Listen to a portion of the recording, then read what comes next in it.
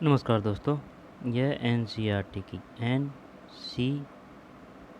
T की कक्षा 6 की, ठीक है ना, ज्योग्राफी की पाठ्य पुस्तक है। एन सी आर टी की है और ऑथेंटिक बुक है, सरकारी बुक है।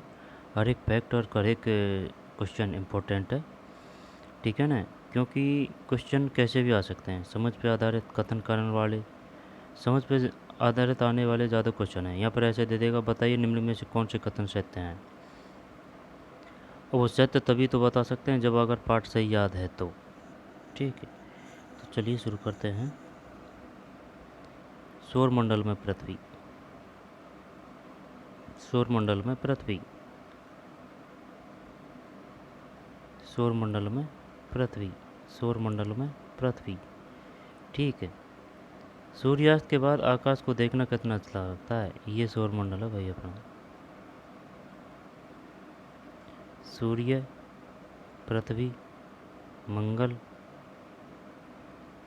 फिर बुध, शुक्र, बृहस्पति, शनि, यूरेनस, नेपच्यून, शुक्र।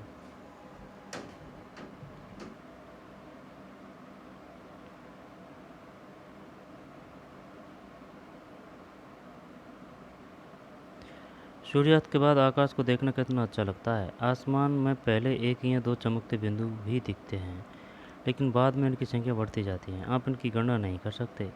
संपूर्ण आकाश छोटी छोटी चमकदार वस्तुओं से भर जाता है। सही है। अगर आकाश को देखें ना, या तो शाम की देखो, या फिर जैसे कि सुबह 4-5 बजे देखते हैं ना, तब देखो बहुत साफ, बहुत सुनहरा, बहुत शानदार दृश्य लगता है। ये मीठी मीठी हवा चलती है। शरद ऋतु की बात बोल रहा हूँ मैं। और जैसे कि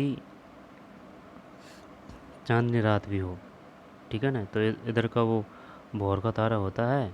इधर इधर तो भोर का तारा होता है, इधर चंद्रमा, चंद्रमा होता है। नहीं, जैसे कि अगर पुण्यों के आसपास देख रहे हैं आप जैसे कि के चौथे या फिर पाँच की टाइम पे, तो चंद्रमा तो इधर इधर होता है, ठीक है ना। वही लालारे छिपता है और सूर्य की लालारे उगता है। 4-5 दिन के लगभग वो एक एक दो घंटा घेर पर रहता है। और इधर इधर उगता है कौन सा, भोर का तारा। शानदार सीन लगता है। आप इनकी गणना नहीं कर सकते।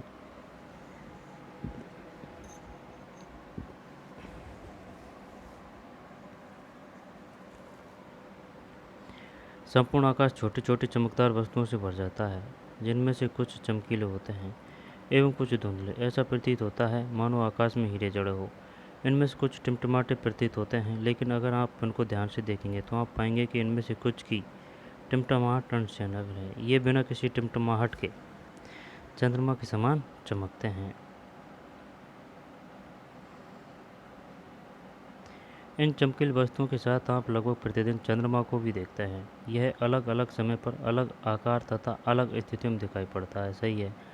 आप पूर्ण चंद्र को लगभग 1 महीने में एक बार देख सकते हैं। यह पूर्ण चंद्रमा वाली रात या पूर्णिमा, ये आ गई ना, पूर्णिमा होती है। 15 दिन के बाद आप इसे नहीं देख सकते। यह नए चंद्रमा की रात्रि या भविष्य होती है। ऐसी रात में अगर आसमान साफ है तो आप आसमान का अवलोकन अच्छी तरह से कर सकते हैं। क्या आपको इस बात का आश्चर्य नहीं होता कि हम दिन के समय में चंद्रमा एवं इन सभी छोटी चमकीली वस्तुओं को क्यों नहीं देख पाते? ऐसा इसलिए है क्योंकि सूर्य के अत्यधिक तेज प्रकाश के कारण रात के समय चमकने वाली वस्तुओं को हम दिन में नहीं देख पाते हैं। सूर्य, चंद्रमा तथा वे सभी वस्तुएं जो रात के समय आसमान में चमकती है, खगोलीय पिंड कहलाती है। खगोलीय पिंड कहलाती है। खगोलीय पिंड किसे कहते हैं? सूर्य, चंद्रमा तथा वे सभी वस्तुएं जो रात के समय आसमान में चमकती है, खगोलीय पिंड है। ये पता नहीं है भाई, खगोलीय पिंड किसे कहते हैं। कुछ खगोलीय पिंड बड़े आकार वाले तथा गर्म होते हैं। ये गैसों से बने होते हैं। उनके पास अपनी ऊष्मा तथा प्रकाश होता है, जिसे वे बहुत बड़ी मात्रा में उत्सर्जित करते हैं। इन खगोलीय पिंडों को तारा कहते हैं। सूर्य भी एक तारा है। आओ कुछ करके सीखें। आपको आवश्यकता होगी एक टॉर्च, एक सादा कागज, पेंसिल तथा एक सुई। कागज के मध्य में टॉर्च को इस प्रकार रखें कि उसका कांच कागज से सटा रहे। अब टॉर्च के कांच के चारों ओर एक वृत्त खींचें। कागज पर वृत्त के क्षेत्र में सुई से छोटे छोटे छेद करें।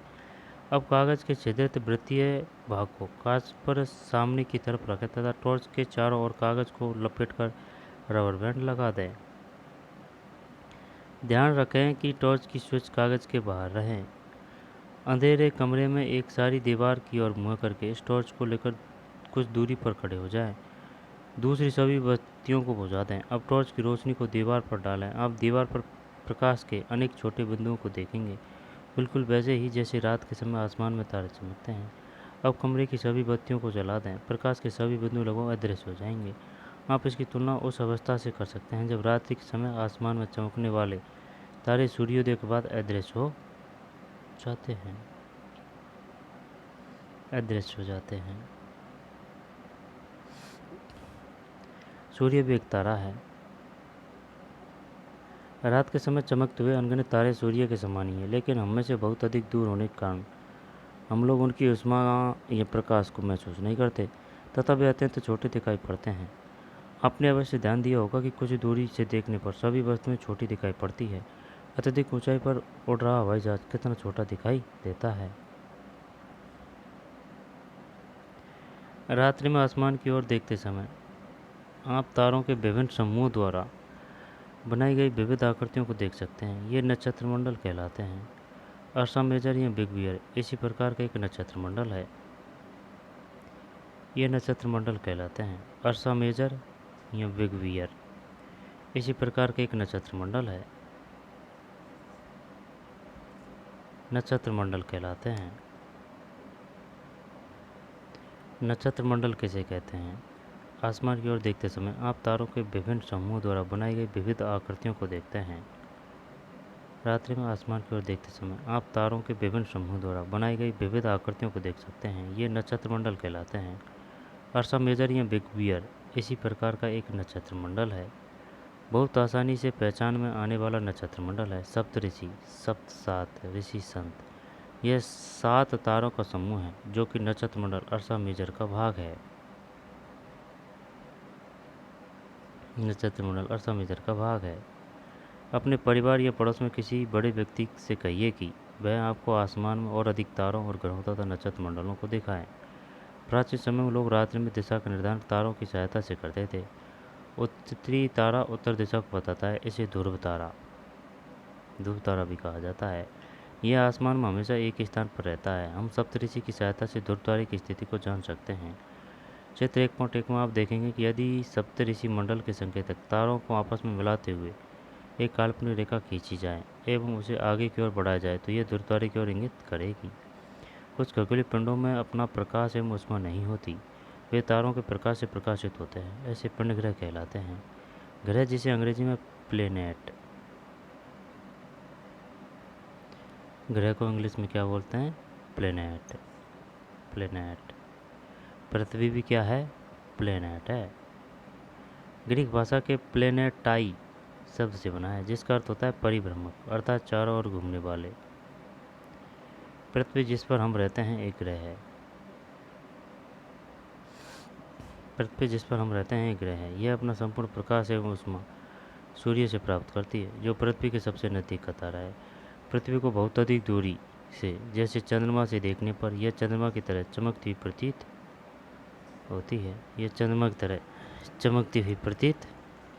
होती है।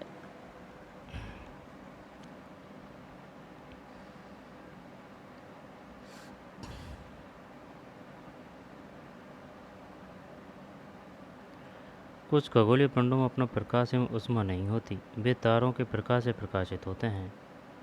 ऐसे पिंड ग्रह कहलाते हैं। तारों के प्रकाश से। ग्रह जिसे अंग्रेजी में प्लेनेट कहते हैं ग्रीक भाषा के प्लेनेटाइट शब्द से बना है जिसका अर्थ होता है परिभ्रमक अर्थात चारों ओर घूमने वाले।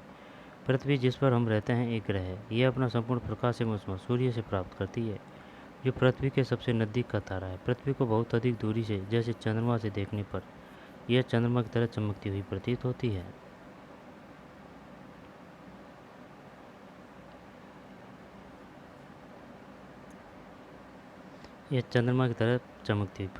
है।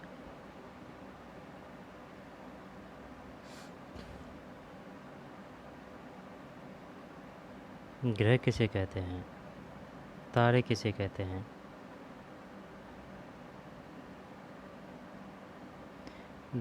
देखिए, जो खुद के प्रकाश से चमकते हैं, जो खुद के प्रकाश से चमकते हैं वो तो क्या है, तारे, जैसे कि सूर्य एक तारा है।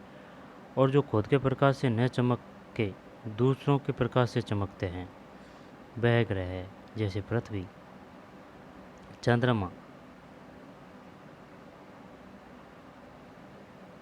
जिसका होता है परिभ्रमक, अर्थात चारों ओर घूमने वाले।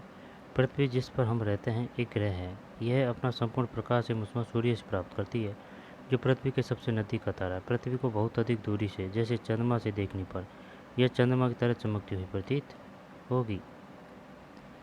कुछ रोचक तथ्य। बृहस्पति, शनि तथा यूरेनस के तारों और छल्ले हैं। ये छल्ले विभिन्न पदार्थों के असंख्य छोटे छोटे पिंडों से बनी पट्टियों हैं। पृथ्वी से इन छल्लों को शक्तिशाली दूरबीन की सहायता से देखा जा सकता है। सप्तऋषि एवं ध्रुव तारा।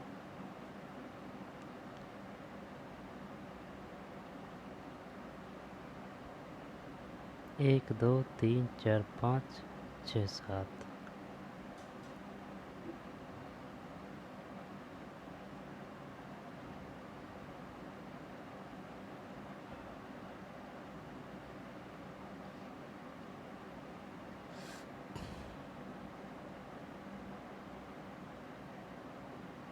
ये सूर्य है ना। सूर्य के बाद क्वेश्चन कैसे आएगा? क्वेश्चन ऐसे आएगा, बताइए सूर्य से दूरी के अनुसार अवरोही क्रम में या फिर आरोही क्रम में लिखिए। सूर्य, सूर्य के बाद में बुध है ना। बुध 58। इसके बाद में बुध के बाद में शुक्र है। शुक्र के बाद में पृथ्वी है। पृथ्वी के बाद में मंगल है। मंगल के बाद में क्षुद्र ग्रह जुपिटर। इंग्लिश वर्ड भी आ सकती है भाई। मरकरी। मरकरी के बाद में वीनस। वीनस के बाद में अर्थ, फिर मार्स 228।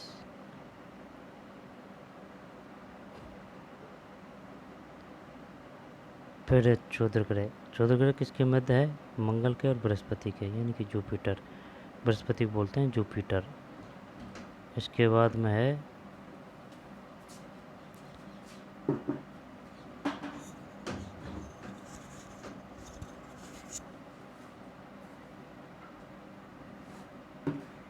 शनि 1427। बृहस्पति के बाद में शनि। फिर है यूरेनस 2869।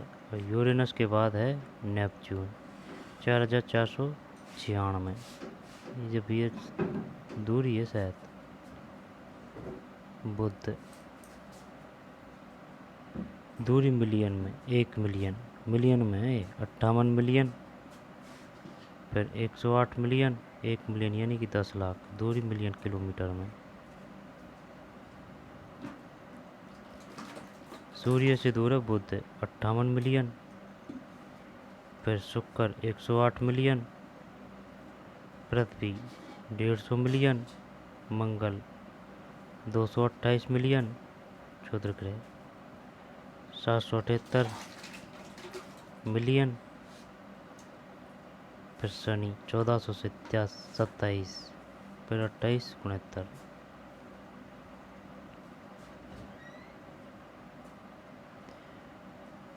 बुध सूर्य के चारों ओर एक परिक्रमा 28 दिन, अपने अक्ष पर घूर्णन 59 दिन।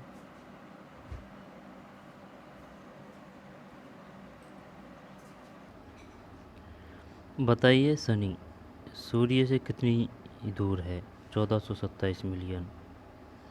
तो दूरी तो नहीं पूछेगा, ये क्रम ही पूछेगा। बुध है, बुध के बाद में मरकरी है ना। फिर है शुक्र, वीनस।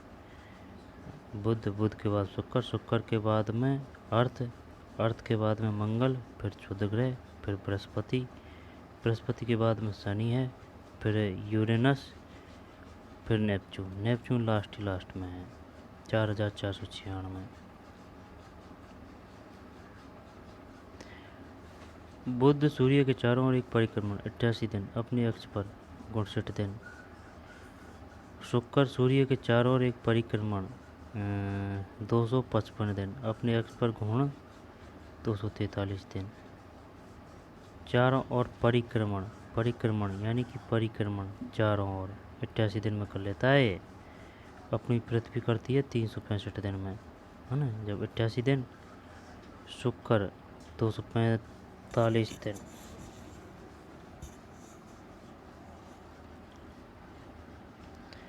अपने अक्ष पर घूर्णन 59 दिन है। और सूर्य के चारों ओर एक परिक्रमण 255 दिन अपने अक्ष पर घूर्णन 243 दिन। सूर्य के चारों ओर एक परिक्रमण 365 दिन अपने अक्ष पर घूर्णन 1 दिन। चंद्रमा की संख्या 1, यानी कि परिक्रमण 365 दिन में और अपने अक्ष पर घूर्णन 1 दिन। अपने अक्ष पर ये 243 दिन लगा रहा है, ये 59 दिन लगा रहा है। बुध 59 दिन, शुक्र 243 दिन, और चारों ओर परिक्रमा में 88 दिन, ये 255 दिन।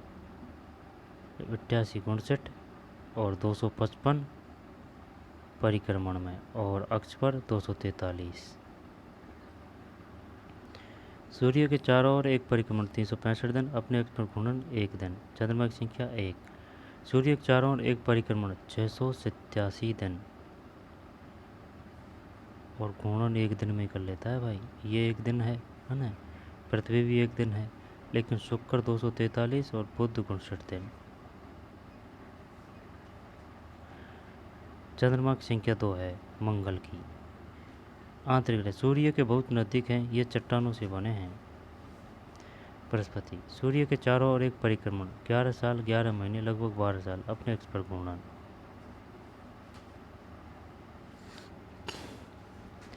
सूर्य के चारों ओर एक परिक्रमण 11 साल 11 महीने लगभग 12 साल अपने अक्ष पर घूर्णन 9 घंटे 56 मिनट। चंद्रमा की संख्या लगभग 53। सूर्य के चारों ओर एक परिक्रमण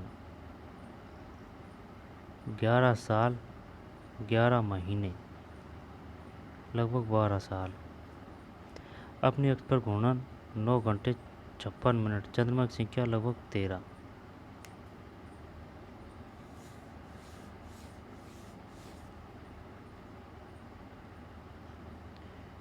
सूर्य के चारों ओर परिक्रमण यानी कि एक चक्कर 11 साल 11 महीने और यानी कि 12 साल लगभग 12 साल अपने अक्ष पर घूर्णन 9 अपने अक्ष पर भाई 9 घंटे 56 मिनट।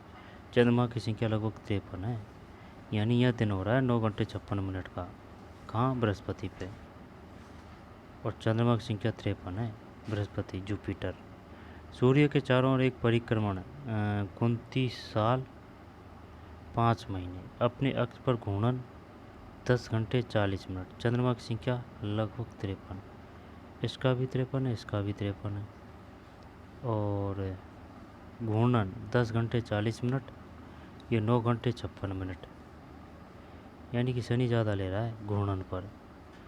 और ये तो बहुत ही दूर है, वैसे तो 29 साल लग जाता है भाई, यानी कि 1 साल होती है 29 साल 5 महीने के बराबर।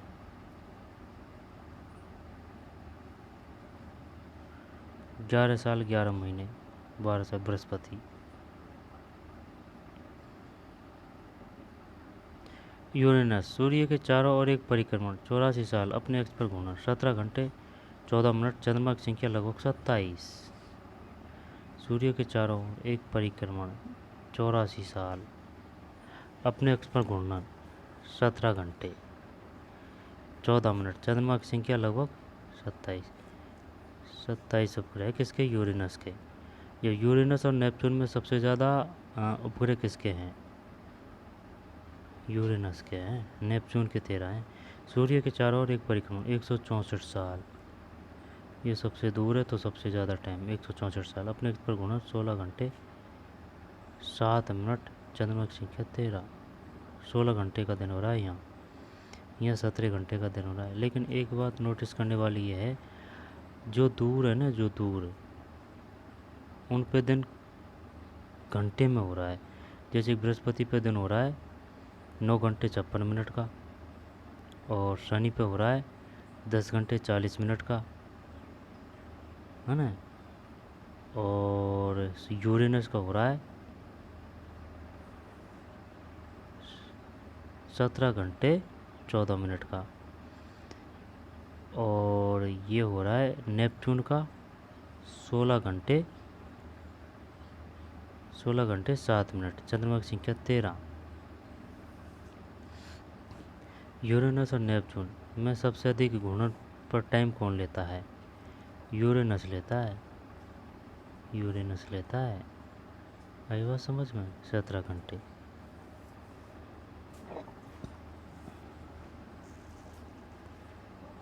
सूर्य के चारों ओर एक परिक्रमण। दूरी में कोई दिक्कत नहीं है, दूरी जो जो दूर होते जा रहे हैं, जो जो बढ़ती जा रही है। देख 11 साल यानी कि 12 साल है बृहस्पति, ये 29 साल है, 29.5 साल मांग ले शनि है। फिर ये 84 साल है, और ये 84 का दुगना रख ले 164 साल। लेकिन ये घूर्णन पूछ सकता है, वो यहाँ पर उपग्रह की संख्या पूछ सकता है। बताइए नेपच्यून के उपग्रह कितने हैं? 13, 14, 15, 16। 13। यूरेनस लगभग 27।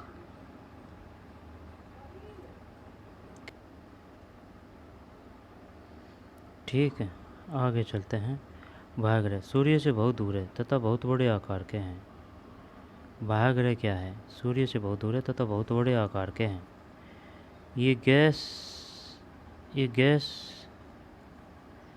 और तरल पदार्थों से बने हैं। ये गैस और तरल पदार्थों से बने हैं। बाह्यग्रह क्या है? क्वेश्चन क्या आया था? क्वेश्चन ये आया था कि चंद्रमा पृथ्वी के चारों चक्कर कितने समय में पूरा करता है? 27.5, 28.8, 27 और 28, कुछ ऐसे था। ठीक है ना। जब बुध, मरकरी 58, फिर दूर है शुक्र, वीनस बोलते हैं शुक्र को, अर्थ है ना, सब जानते हैं। मंगल को भी सब जानते हैं। ये बुध, मरकरी, शुक्र, वीनस। इसके बाद में है बृहस्पति, जुपिटर, फिर शनि, फिर यूरेनस। आगे चलते हैं। बुध 88 दिन और अपने अक्ष पर घूर्णन 59 दिन, और ये 255 दिन, 243 दिन, 365 दिन, 1 दिन, 687 दिन, 1 दिन, फिर 9 घंटे 56 मिनट। यानी जो जितनी दूरी होती है ना, उसका घूर्णन कम ही होता जाता है। अब ये है 9 घंटे 56 मिनट, ये 10 घंटे नहीं, ऐसा कोई नहीं भाई, इसका तो 9 घंटा और 56 मिनट ही है ना, यानी 10 घंटा। ये 10 घंटा और 40 मिनट है शनि का। और यूरेनस का है 17 घंटे 14 मिनट। नेपच्यून का है 16 घंटे 7 मिनट। चंद्रमा की संख्या 13 है, यूरेनस की 27 है। नेपच्यून की चंद्रमा की संख्या कितनी है? 13। यूरेनस की 27 है। 27। बृहस्पति की 53 है, शनि की भी 53 है। ठीक, 88, 59, 255, 43, 365, 1 दिन, 687, 1 दिन। चंद्रमा की संख्या तो आगे चलते हैं। आंतरिक ग्रह किसे कहते हैं? सूर्य से बहुत नज़दीक हैं, ये चट्टानों से बने हैं। आंतरिक ग्रह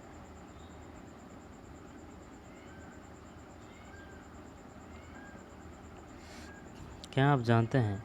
पौराणिक रोमन कहानियों में सौर सूर्य देवता को कहा जाता है। सौर शब्द का अर्थ है सूर्य से संबंधित, इसलिए सूर्य परिवार को सौर मंडल, सोलर सिस्टम कहा जाता है। सौर शब्द का उपयोग करते हुए अधिक शब्दों को लिखें। आसमान में देखने वाला चंद्रमा एक उपग्रह है, ये हमारी पृथ्वी का सहचर है। तथा इसके चारों ओर चक्कर लगाता है। हमारी पृथ्वी के समान 7 अन्य ग्रह हैं जो सूर्य से प्रकाश एवं ऊष्मा प्राप्त करते हैं। उनमें से कुछ के पास अपने चंद्रमा भी है। सौरमंडल। सूर्य, 8 ग्रह, उपग्रह तथा कुछ अन्य खगोलीय पिंड जैसे क्षुद्र ग्रह एवं उल्कापिंड मिलकर सौरमंडल का निर्माण करते हैं। उसे हम सौर परिवार का नाम देते हैं, जिसका मुखिया सूर्य है। सूर्य, 8 ग्रह, उपग्रह तथा कुछ अन्य ग्रह कितने हैं? 8 है भाई। शब्द की उत्पत्ति। ऐसे बहुत से शब्द जिनका उपयोग हम एक भाषा में करते हैं, अक्सर वे दूसरी भाषाओं से लिए गए शब्द हो सकते हैं। उदाहरण के लिए ज्योग्राफी एक अंग्रेजी शब्द है। यह ग्रीक भाषा से लिया गया शब्द है, ग्रीक, जिसका अर्थ है पृथ्वी का विवरण। यह 2 ग्रीक शब्दों से मिलकर बना है, जिसे जीई शब्द का अर्थ पृथ्वी एवं ग्राफिया का अर्थ है लिखना। जीई शब्द का अर्थ है पृथ्वी। आइए पृथ्वी के संबंध में और अधिक जानें, है ना। जूलॉजी, पृथ्वी का अध्ययन। ज्योमेट्री, पृथ्वी का मापन। ज्योऑइड, पृथ्वी के आकार के अनुरूप। जूलॉजी क्या है? जूलॉजी है पृथ्वी का अध्ययन। और ज्योमेट्री, पृथ्वी का मापन। और ज्योऑइड, पृथ्वी के आकार के अनुरूप। रात में आसमान को देखकर मनुष्य हमेशा से मोहित हुआ है। खगोलीय पिंडों एवं उनकी गति के संबंध में अध्ययन करने वालों को खगोल शास्त्री कहते हैं। आर्यभट्ट प्राचीन भारत के प्रसिद्ध खगोल शास्त्री थे। उन्होंने कहा था कि सभी ग्रह तथा चंद्रमा परावर्तित सूर्य प्रकाश के कारण चमकते हैं। किसने कहा था? आर्यभट्ट ने। आर्यभट्ट संबंधित है, खगोल शास्त्री थे। आर्यभट्ट थे खगोल शास्त्री। उन्होंने कहा था कि सभी ग्रह तथा चंद्रमा परावर्तित सूर्य प्रकाश के कारण चमकते हैं। आज विश्व के सभी भागों में खगोलविद ब्रह्मांड के रहस्यों को खोजने में लगे हैं। ग्रह। हमारे सौरमंडल में 8 ग्रह हैं। सूर्य से दूरी के अनुसार वे हैं बुध, शुक्र, पृथ्वी, मंगल, बृहस्पति, शनि, यूरेन। ये आएगा भाई, बुध के बाद में शुक्र, पृथ्वी, फिर मंगल। 3 इधर है ना। बीच का कौन सा होगा? 1 2 3 4 5 6 7 8। नहीं, इसमें कैसे आएगा बीच में? बुध, शुक्र के बाद में पृथ्वी, मंगल, बृहस्पति, फिर शनि है, यूरेनस और Neptune. My very efficient mother just serves us नस्ट। सौरमंडल के सभी 8 ग्रह एक निश्चित पथ पर सूर्य का चक्कर लगाते हैं। ये रास्ते दीर्घवृत्ताकार में फैले हुए हैं। किसमें? दीर्घवृत्ताकार में। ये कक्षा कहलाते हैं। बुध सूर्य से सबसे नज़दीक है। अपनी कक्षा में सूर्य के चारों ओर एक चक्कर लगाने में इसे केवल 88 दिन लगते हैं। शुक्र को पृथ्वी का जुड़वा ग्रह माना जाता है। शुक्र को पृथ्वी का जुड़वा ग्रह माना जाता है क्योंकि इसका आकार एवं आकृति लगभग पृथ्वी के ही समान है। अभी तक प्लूटो भी एक ग्रह माना जाता था, परंतु अंतर्राष्ट्रीय कौन माना जाता था? प्लूटो। परंतु अंतर्राष्ट्रीय खगोलीय संगठन ने अपनी बैठक अगस्त 2006 में यह निर्णय लिया कि कुछ समय पहले खोजे गए अन्य खगोलीय पिंड जैसे कि 2003 UV 313 सीरस तथा प्लूटो बौने ग्रह कहे जा सकते हैं। अंतर्राष्ट्रीय खगोल संगठन अपनी बैठक अगस्त 2006 में हुई थी, में यह निर्णय लिया कि कुछ समय पहले खोजे गए अन्य खगोलीय पिंड 2003 UV 313 सीरस तथा प्लूटो बौने ग्रह कहे जा सकते हैं। अब आ रही है भाई पृथ्वी। कितना है पार्ट, क्या क्या है? एक तो पृथ्वी के बारे में है ना, फिर चंद्रमा है, इसके बाद में क्षुद्र ग्रह है, उल्कापिंड है भाई, इसके बाद में ये वाला हो गया पार्ट। और क्या है? पृथ्वी, ठीक है ना।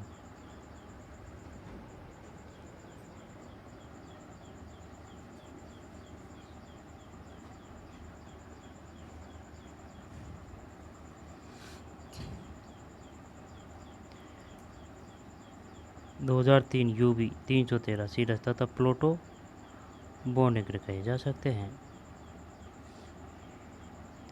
पृथ्वी, सूर्य से पृथ्वी के हिसाब से पृथ्वी तीसरा ग्रह है। आकार में यह 5वां सबसे बड़ा ग्रह है। तीसरा सबसे बड़ा ग्रह है आकार में। ये ध्रुवों के पास थोड़ी चपटी है, यही कारण है कि इसे आकार को भू-आब कहा जाता है। भू-आब किसे कहा जाता है? ये ध्रुवों के पास थोड़ी चपटी है, यही कारण है कि इसके आकार को भू-आब कहा जाता है। भू-आब का अर्थ है पृथ्वी के समान आकार। जीवन के लिए अनुकूल परिस्थितियाँ संभवतः केवल पृथ्वी पर ही पाई जाती है। पृथ्वी न तो अधिक गर्म है और न ही अधिक ठंडी है। यहाँ पानी एवं वायु उपस्थित है जो हमारे जीवन के लिए आवश्यक है। वायु में जीवन के लिए आवश्यक गैसें जैसे ऑक्सीजन मौजूद है। इन्हीं कारणों से पृथ्वी सौरमंडल का सबसे अद्भुत ग्रह है। अंतरिक्ष से देखने पर पृथ्वी नीले रंग की दिखाई पड़ती है क्योंकि इसकी 2/3 सतह पानी से ढकी हुई है, इसलिए इसे नीला ग्रह कहा जाता है। क्या आप जानते हैं प्रकाश की गति लगभग 3 लाख किलोमीटर प्रति सेकंड है। इस गति के बावजूद सूर्य के प्रकाश को पृथ्वी तक पहुंचने में लगभग 8 मिनट का समय लगता है। 8 मिनट।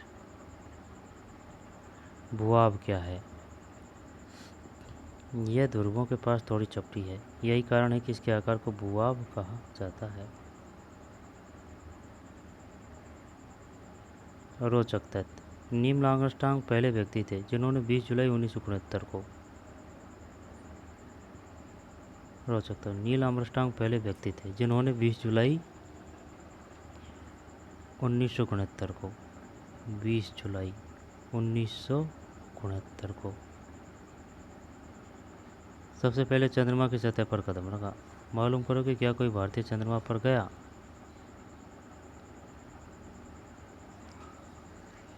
नील आर्मस्ट्रांग पहले व्यक्ति थे जिन्होंने 20 जुलाई 1969 को सबसे पहले चंद्रमा की सतह पर कदम रखा। किसने? नील आर्मस्ट्रांग ने। बताइए चंद्रमा की सतह पर सबसे पहले कदम किसने रखा था? Neil Armstrong. कब? 20 जुलाई 1969। मालूम करो कि क्या कोई भारतीय चंद्रमा पर गया है।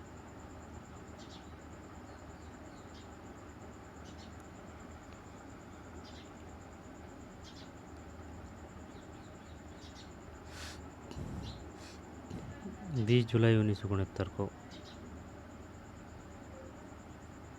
चंद्रमा। हमारी पृथ्वी के पास केवल एक उपग्रह है, चंद्रमा। इसका व्यास पृथ्वी के व्यास का केवल 1/4 है। यह इतना बड़ा इसलिए प्रतीत होता है क्योंकि यह हमारे ग्रह से अन्य खगोलीय पिंडों की अपेक्षा नज़दीक है। यह हमसे लगभग 3,84,400 किलोमीटर दूर है। कितना दूर है? 3,84,400 और 3,82,262। ये राजस्थान का क्षेत्रफल है और 32 लाख भारत का। 3,84,400 किलोमीटर दूर है। अब आप पृथ्वी से सूर्य एवं चंद्रमा की दूरियों की तुलना कर सकते हैं। अंतरिक्ष से लिया गया चंद्रमा का क्षेत्र। रॉकेट का परीक्षण, रॉकेट का पृथ्वी पर गिरना, उपग्रह का कक्षा में प्रवेश।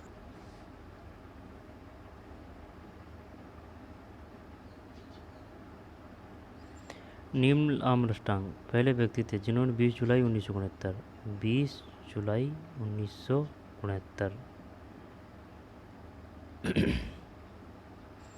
सबसे पहले चंद्रमा की सतह पर कदम रखा 1969 में। मालूम करो कि क्या कोई भारतीय चंद्रमा पर गया है। राकेश शर्मा गए हैं।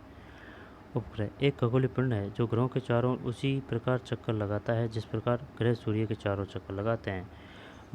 मानव निर्मित उपग्रह एक कृत्रिम पिंड है। यह वैज्ञानिकों के द्वारा बनाया गया है जिसका उपयोग ब्रह्मांड के बारे में जानकारी प्राप्त करने एवं पृथ्वी पर संचार माध्यम के लिए किया जाता है। इसे रॉकेट के द्वारा अंतरिक्ष में भेजा जाता है। यह पृथ्वी की कक्षा में स्थापित कर दिया जाता है। अंतरिक्ष में उपस्थित इस भारतीय उपग्रह इनसैट, IRS, एडुसैट इत्यादि है। अंतरिक्ष में उपस्थित कुछ भारतीय उपग्रह इनसैट, IRS,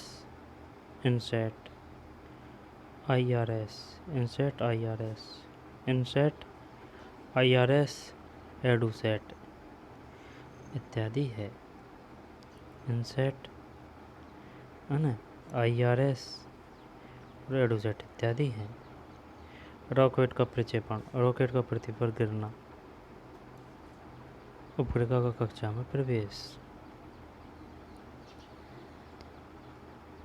3,84,400 किलोमीटर दूर है। चंद्रमा है भाई।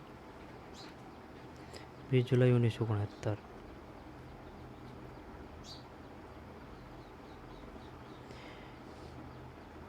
जीव एवं पौधों को जीवित रखने तथा विकास करने के लिए किन तत्वों की आवश्यकता होती है? चंद्रमा का पृथ्वी का एक चक्कर लगभग 27 दिन में पूरा होता है। अब ये क्वेश्चन आया था, लगभग 27 दिन में पूरा होता था, तो 27 कर देते अपन। उसमें था 27.5, 28, 28.5, 27 आंसर सही था। NCERT में 27 है, फिर क्या दिक्कत है? लगभग कितने समय में यह अपने अक्ष पर एक चक्कर भी पूरा करता है? इसके परिणामस्वरूप पृथ्वी से हमें चंद्रमा का केवल एक ही भाग दिखाई पड़ता है। चंद्रमा की परिस्थितियाँ जीवन के लिए अनुकूल नहीं हैं। इसकी सतह पर पर्वत, मैदान एवं गड्ढे हैं जो चंद्रमा की सतह पर छाया बनाते हैं। पूर्णिमा के दिन चंद्रमा पर इनकी छाया को देखा जा सकता है। पूर्णिमा के दिन। क्षुद्र ग्रह, क्षुद्र ग्रह, क्षुद्र ग्रह हैं ये। तारों, ग्रहों एवं उपग्रहों के अतिरिक्त असंख्य छोटे पिंड भी सूर्य के चारों ओर चक्कर लगाते हैं। इन पिंडों को क्षुद्र ग्रह कहते हैं। ये मंगल एवं बृहस्पति की कक्षाओं के बीच पाए जाते हैं। किनके बीच? मंगल एवं बृहस्पति। वैज्ञानिक अनुसार क्षुद्र ग्रह के ही भाग होते हैं जो कि बहुत वर्ष पहले विस्फोट के बाद ग्रहों से टूटकर अलग हो गए। क्षुद्र ग्रह। उल्कापिंड क्या है? सूर्य के चारों चक्कर लगाने वाले पत्थरों के छोटे छोटे टुकड़ों को उल्कापिंड कहते हैं। कभी कभी ये उल्कापिंड सूर्य के चारों चक्कर लगाने वाले पत्थरों के छोटे छोटे टुकड़ों को, कभी कभी ये उल्कापिंड पृथ्वी के इतने नज़दीक आ जाते हैं कि इनकी प्रवृत्ति पृथ्वी पर गिरने की होती है। इस प्रक्रिया के दौरान वायु के साथ घर्षण होने के कारण ये गर्म होकर चल जाते हैं। फलस्वरूप चमकदार प्रकाश उत्पन्न होता है। कभी कभी कोई उल्का पूरी तरह जले बिना पृथ्वी पर गिरती है, जिससे धरातल पर गड्ढे बन जाते हैं। क्या आपने तारों वाले खुले आकाश में एक ओर से दूसरी ओर तक फैली चौड़ी सफ़ेद पट्टी की तरफ एक चमकदार रास्ते को देखा है? यह लाखों तारों का समूह है। यह पट्टी आकाशगंगा यानी कि मिल्की वे। यह है आकाशगंगा।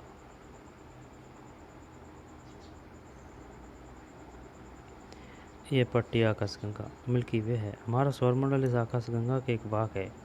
प्राचीन भारत में इसकी कल्पना आकाश में प्रकाश की एक बहती नदी से की गई थी। इस प्रकार इसका नाम आकाशगंगा पड़ा था। आकाशगंगा करोड़ों तारों, बादलों तथा गैसों की प्रणाली है।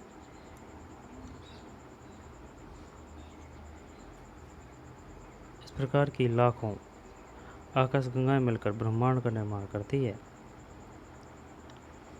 आकाशगंगा है आकाशगंगा।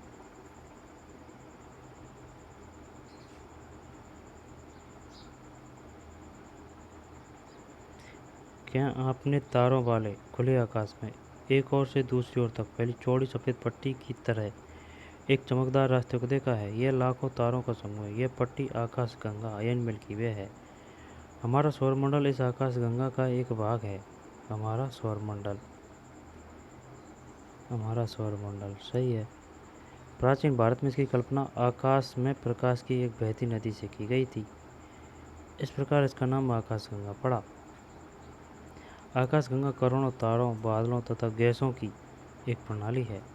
इस प्रकार की लाखों आकाशगंगाएं मिलकर ब्रह्मांड का निर्माण करती है। ब्रह्मांड की विशालता की कल्पना अत्यधिक कठिन है। वैज्ञानिक अभी भी इसके बारे में अधिक से अधिक जानकारी एकत्र करने में जुटे हैं। इसके आकार के संबंध में हमें कोई जानकारी नहीं है, लेकिन फिर भी हम जानते हैं कि हम सभी इसी ब्रह्मांड का हिस्सा हैं। आकाशगंगाएं मिलकर ब्रह्मांड का निर्माण करती है। ब्रह्मांड की विशालता की कल्पना करना अत्यधिक कठिन है। ब्रह्मांड की वैज्ञानिक अभी भी इसके बारे में अधिक से अधिक जानकारी एकत्र करने में जुटे हैं। इसके आकार के संबंध में हमें कोई जानकारी नहीं है, लेकिन फिर भी हम जानते हैं कि हम सभी इसी ब्रह्मांड का हिस्सा हैं।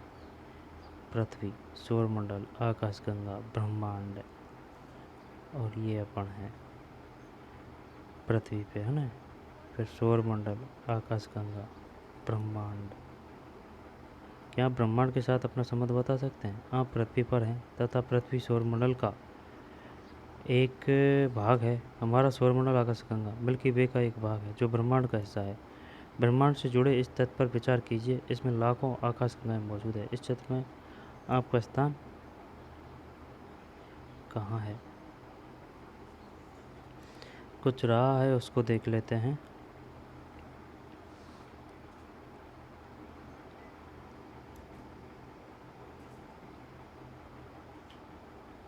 क्षुद्र ग्रह, रॉकेट का प्रक्षेपण, रॉकेट का पृथ्वी पर गिरना, उपग्रह का कक्षा में प्रवेश। चंद्रमा पृथ्वी से कितनी दूर है? 3,84,400।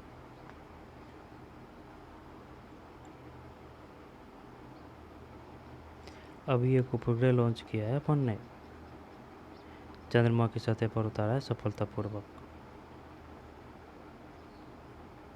चंद्रयान 3, 20 जुलाई 1969 को कौन उतरा था चंद्रमा की सतह पर? Neil Armstrong. बुआ, प्लोटे, प्लोटो, प्लोटो पौन ग्रह कहे जा सकते हैं। ये बात समझ में नहीं आई।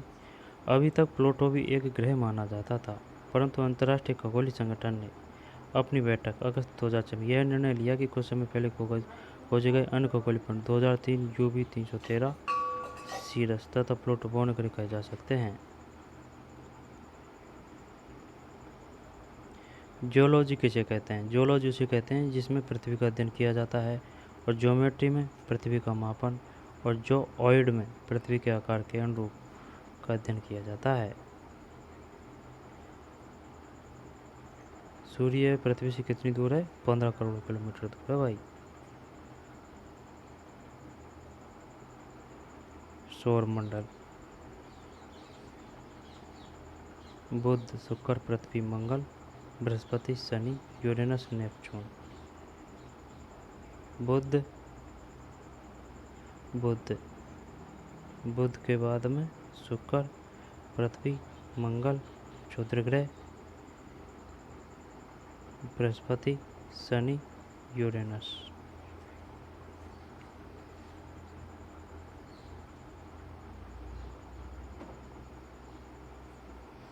अर्सा मेजर या बिग बियर इसी प्रकार का एक नक्षत्र मंडल है। बहुत आसानी से पहचान में आने वाला नक्षत्र मंडल है। खगोलीय पिंड, सौरमंडल में पृथ्वी, ये पाठ था भाई। सप्तऋषि एवं ध्रुव तारा,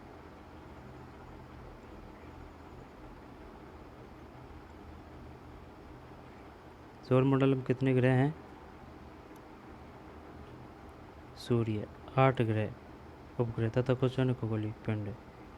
8 ग्रह हैं, 8 ग्रह हैं, 8। सूर्य को छोड़कर कितने हैं? देख, 1 2 3 4 4 5 6 7 8, 8 है सूर्य को छोड़कर।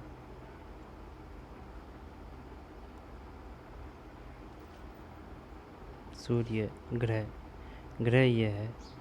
पृथ्वी से सूर्य की दूरी कितनी है? 15 करोड़ किलोमीटर दूर है। पृथ्वी भूभाग कहा जाता है। नील आर्मस्ट्रांग पृथ्वी पर कब, चंद्रमा पर कब उतरे थे? 20 जुलाई 1969 को।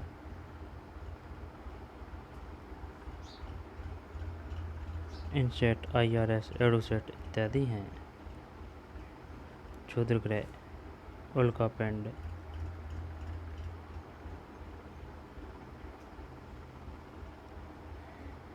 क्या आप ब्रह्मांड के साथ अपना संबंध बता सकते हैं? हाँ, पृथ्वी पर हैं तथा पृथ्वी सौरमंडल का एक भाग है। हमारा सौरमंडल आकाशगंगा मिल्की वे का एक भाग है जो ब्रह्मांड का हिस्सा है। कोई दिक्कत नहीं है। ग्रह और तारे में क्या अंतर है? तारे का सूर्य का प्रकाश होता है, ग्रह तारे से प्रकाश लेता है। तारे में जैसे कि सूर्य आ रहा है, ग्रह में जैसे कि अपनी पृथ्वी आ रही है। जब तारे ग्रह और एक वो होता है उपग्रह, ठीक है ना, उपग्रह ग्रह का उपग्रह। सौरमंडल से आप क्या समझते हैं?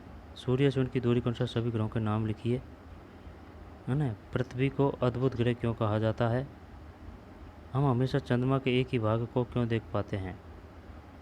ब्रह्मांड क्या है? ब्रह्मांड क्या है? किसी ग्रह को पृथ्वी के जुड़वा ग्रह के नाम से जाना जाता है। किस ग्रह को? शुक्र है ना, शुक्र है। सूर्य से तीसरा सबसे नज़दीक ग्रह कौन सा है? सूर्य से तीसरा सबसे नज़दीक ग्रह, सूर्य से तीसरा सबसे नज़दीक ग्रह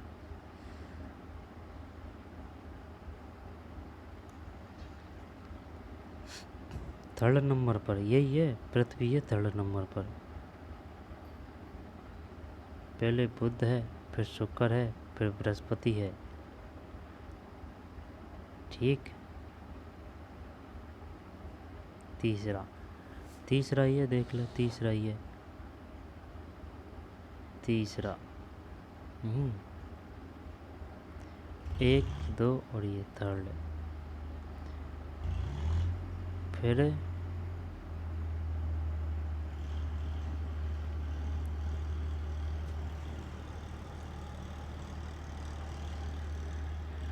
ग्रह और तारे में क्या अंतर है? सौरमंडल से आप क्या समझते हैं, है ना। किस ग्रह को पृथ्वी के जुड़वा ग्रह के नाम से जाना जाता है? जब ये आएगा शुक्र आएगा, है ना। सूर्य से तीसरा सबसे नज़दीक ग्रह कौन सा है? जब सूर्य से तीसरा सबसे नज़दीक ग्रह है, पृथ्वी है। सभी ग्रह सूर्य के चारों ओर किस प्रकार के पथ पर चक्कर लगाते हैं? दीर्घवृत्ताकार है। सभी ग्रह सूर्य के चारों ओर। ध्रुव तारे किस दिशा का उत्तर का ज्ञान होता है? क्षुद्र ग्रह किन कक्षाओं के बीच पाए जाते हैं? मंगल एवं बृहस्पति के बीच। फिर का एक समूह है जो विभिन्न प्रतिरूपों का निर्माण करते हैं, उसे ब्रह्मांड कहते हैं। तारों का एक समूह है जो विभिन्न प्रतिरूपों का निर्माण करते हैं। पता नहीं यार इसमें क्या आएगा। समूह जो विभिन्न प्रतिरूपों का निर्माण करते हैं।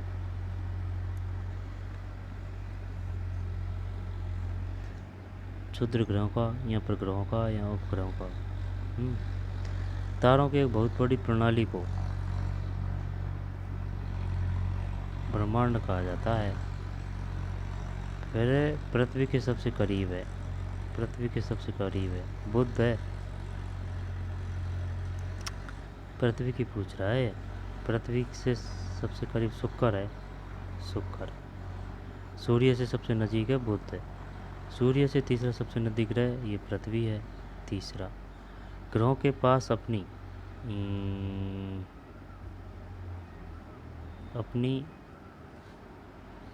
ग्रहों के पास, ग्रहों और उपग्रहों, ग्रहों के पास अपनी ऊर्जा, प्रकाश कुछ ऐसे है, उनके पास प्रकाश नहीं होता ग्रहों के पास, ठीक है ना।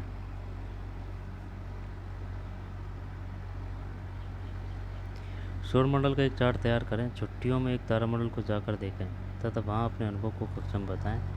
पृथ्वी एवं सौरमंडल पर क्विज प्रतियोगिता का आयोजन करें।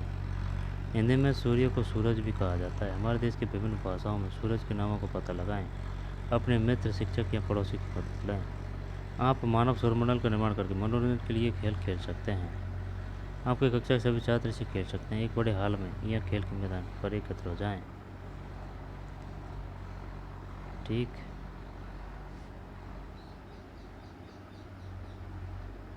ये क्वेश्चन है ना, ये कौन सा? ग्रहों के पास अपने, इसको देखते हैं। ग्रहों के पास अपने, चंद्रमा, पृथ्वी। हमारे सौरमंडल में 8 ग्रह, सूर्य से दूरी के अनुसार ये वे हैं, ठीक है ना। बुध, शुक्र, पृथ्वी, दूरी के अनुसार बुध शुक्र, पहले बुध है, फिर शुक्र, पृथ्वी। थर्ड नंबर पर मंगल और बृहस्पति क्षुद्र ग्रह, शनि, यूरेनस है, फिर नेपच्यून है। कक्षा कहलाते हैं। बुध सूर्य के सबसे नज़दीक, अपनी कक्षा में सूर्य के चारों ओर एक चक्कर लगा, केवल इसे 88 दिन लगते हैं। शुक्र को पृथ्वी का जुड़वा ग्रह माना जाता है, क्योंकि इसका आकार एवं आकृति लगभग पृथ्वी के ही समान है।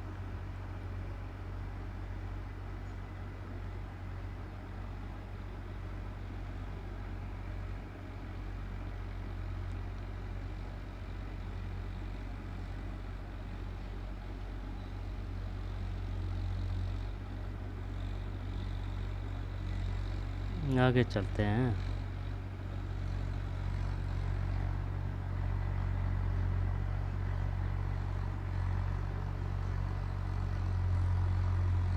चलिए मिलते हैं नए वीडियो में। धन्यवाद।